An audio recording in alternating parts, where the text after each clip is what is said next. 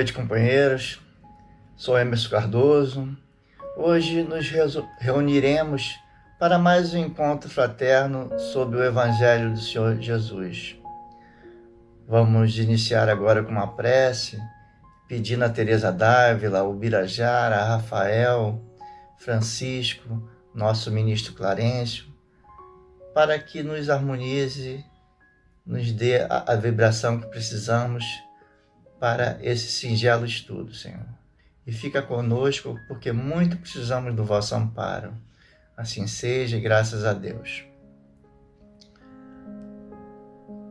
Bom, irmãos, hoje conversaremos sobre o capítulo 8º, Bem-aventurados os que têm o coração puro, item 16, e o capítulo 8º, item 10 do Livro da Vida de Teresa d'Ávila.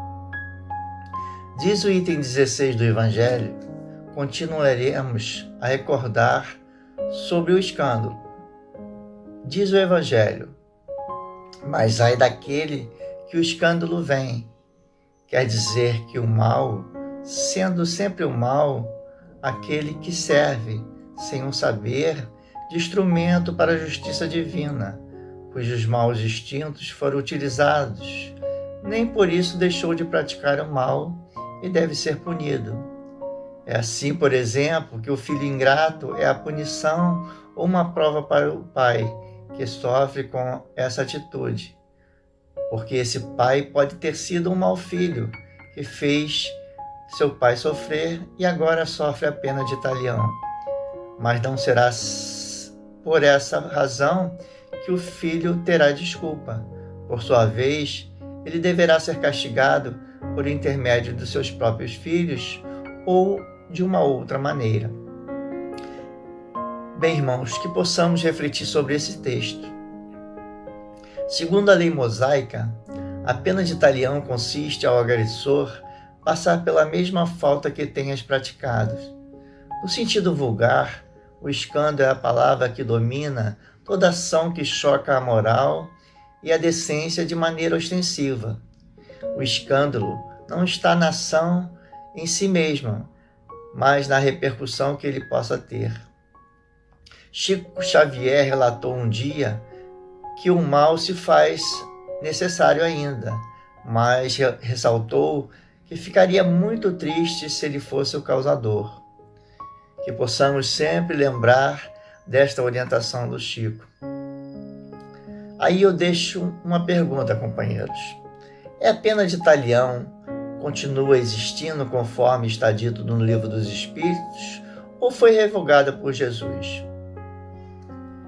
A pena de talião, também chamada de lei de talião, consiste na rigorosa reciprocidade do crime e da pena, apropriadamente chamada de retaliação.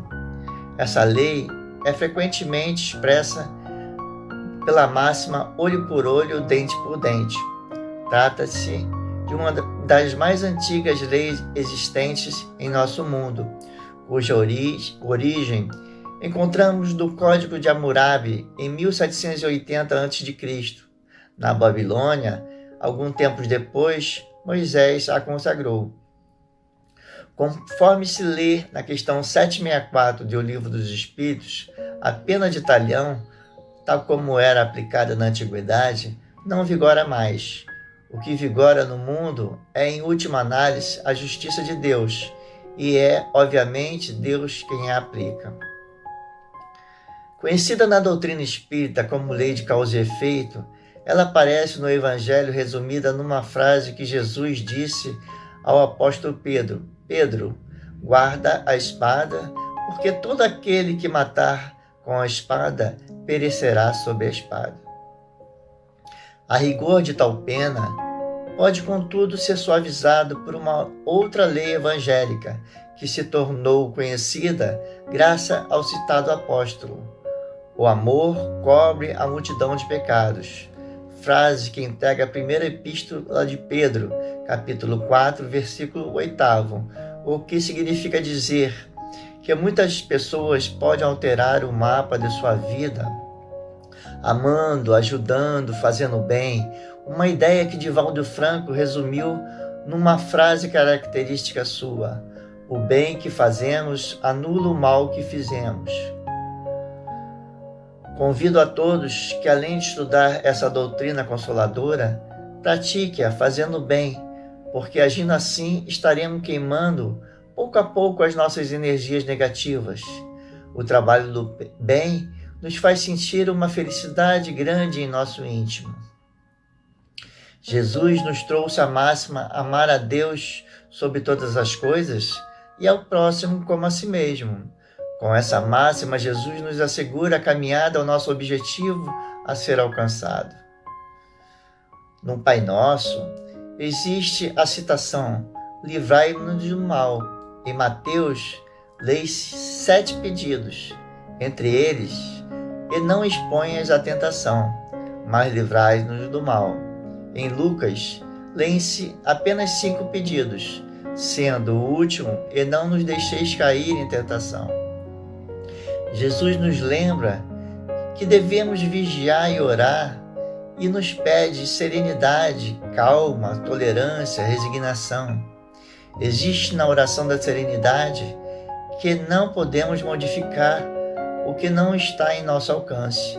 Devemos trabalhar o que já possamos alterar e sigamos em frente, fazendo o bem e deixando que o mal não nos faça morada. Não podemos mais alegar ignorância à lei de Deus, dizendo: eu não sabia. Façamos a nossa melhor parte e com certeza contaremos com a ajuda do alto em nosso favor. Há no Evangelho um capítulo: pedi e obtereis. Solicite assim: Senhor, dai-nos força para resistir à sugestão dos maus espíritos que tentam nos afastar do caminho do bem, inspirando os maus pensamentos. Sabemos que somos ainda espíritos imperfeitos encarnados na Terra para provar ou expiar as nossas faltas e nos aperfeiçoar. E sabemos também que a causa primária do mal está em nós, e os maus espíritos se aproveitam das nossas tendências viciosas, nas quais eles nos mantêm para nos tentar. Vivemos em um mundo conturbado e é muito difícil a influência do meio quanto aos nossos relacionamentos e etc. São tantas as exigências dos sentidos: prazer, gula, sexo. Devemos enumerar as nossas dificuldades íntimas que nos fazem escorregar e daí trabalhar para vencê-las, limpando os fluidos deletérios em torno do nosso coronário para interação maior com os bons espíritos e aí melhorando os nossos sentimentos através das boas ações. Tudo o que fizermos para afastar os maus espíritos será inútil se não colocarmos em oposição a ele uma vontade inquebrantável de permanecer no bem e uma renúncia absoluta ao mal. Portanto, é contra nós mesmos que precisamos dirigir os nossos esforços e então os maus espíritos se afastarão naturalmente, visto que é o mal que os atrai, enquanto que o bem os repele. Simples assim, mas é complexo e trabalhoso. Não é fácil ser espírita, companheiros. Quem acredita e pratica o bem com Jesus não carece de nenhuma outra afirmação de fé. A fé inabalável, que se alicerça na razão, é fruto de estudo e da meditação, do trabalho e do tempo. Portanto, não deem ouvidos a conquistas e empreendimentos rápidos, pois a caminhada é grande e devemos seguir a estrada com vontade, persistência, sabedoria, coragem, enfrentando as diversas dificuldades do caminho. Ensina-nos o Evangelho que a fé sem obra é morta. Isso significa que a caridade é a fé vivificada, donde se conclui que a caridade é o amor em movimento.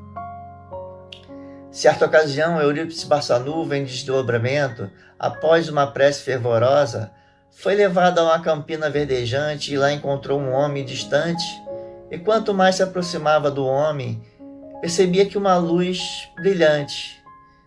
Quando reconheceu Jesus, pôs-se de joelho com um gesto de reverência e humildade, viu que o mestre chorava. Tentando suavizar o mestre, Eurípides perguntou: por que choras, mestre? Choras pelos deserdados do mundo? Sim, querido amigo, choro por eles sim, mas também choro pelos nossos irmãos que conhecem o meu evangelho e não o praticam. Portanto, meus irmãos, o mal não é uma necessidade fatal para ninguém. Parece irresistível, mas não é. Peçamos ajuda aos bons espíritos para resistir à tentação. A oração é um poderoso antídoto. Não deixemos de orar, solicitando e agradecendo todos os dias.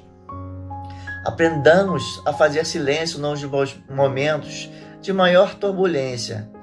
Paz de espírito, paciência, dever cumprido e consciência tranquila são os nossos maiores aliados durante as crises. Conquistar esses atributos faz parte da nossa evolução espiritual. Procuremos nos amar. É imprescindível nos amar para começarmos a amar os nossos irmãos de caminhada. Tenhamos esperança e o que parece real muitas vezes é apenas o fruto de um pensamento ruim de nossa imaginação. Mudemos. Pensamentos são energias. A realidade é criada pelos nossos pensamentos e pelo pensamento coletivo. Mudando o pensamento, mudaremos a nossa realidade.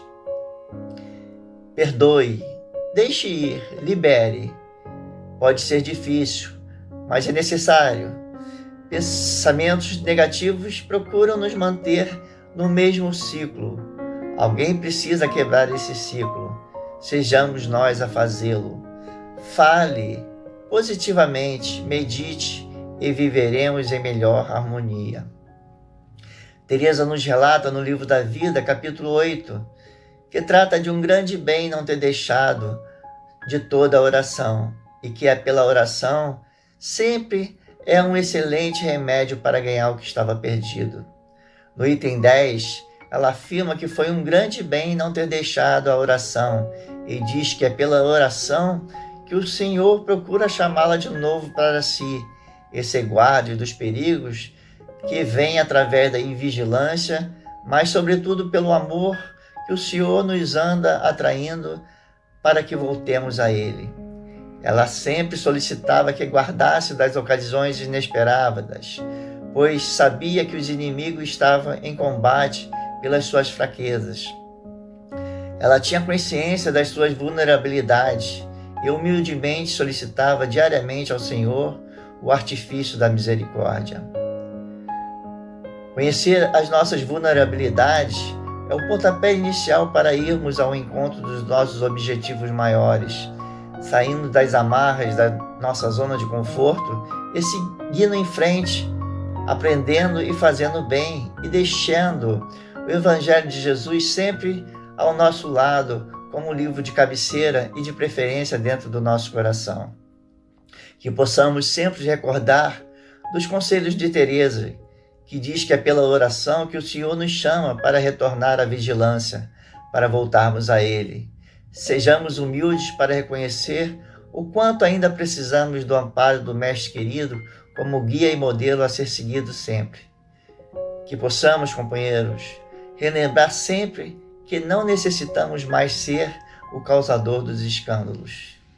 E para terminar o nosso estudo, deixarei uma citação de Chico Xavier que gosto muito. Ninguém pode voltar atrás e fazer um novo começo, mas cada um pode começar agora e fazer um novo fim.